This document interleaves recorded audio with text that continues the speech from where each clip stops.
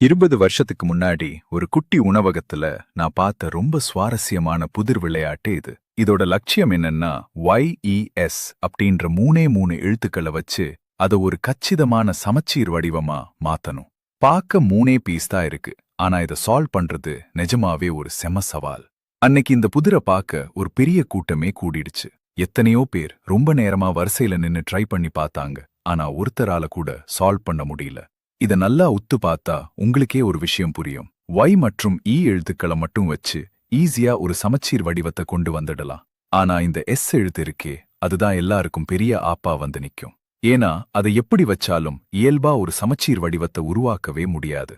நிறைய பேர் மாத்தி மாத்தி ட்ரை பண்ணிட்டு இது சுத்தமா முடியாத காரியம்னு சலிச்சு போய் விட்டுட்டாங்க. ஆனா அந்த பீஸ்கல்ல ஒரு சில நிமிஷம் உத்து பார்த்தப்பதான் எனக்கு அந்த ரகசிய ட்ரிக் புரிஞ்சது. மொத்த விடையுமே அந்த S எழுத்தை எப்படி வைக்கிறோன்றதுல தான் ஒளிஞ்சிருக்கு. இதோ அந்த செமட்ரிக். முதல்ல அந்த S எழுத்த அப்படியே தலைகீழா திருப்பி மேல் பகுதியில வைங்க.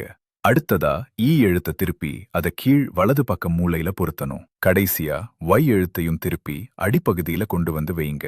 நீங்க செம ஷார்ப்பா கவனிக்கிற ஆளா இருந்தா இப்போ அந்த 3 எழுத்துக்களும் சேர்ந்து ஒரு கச்சிதமான சமச்சீர் வடிவத்தை உருவாக்குறத பார்க்க முடியும்.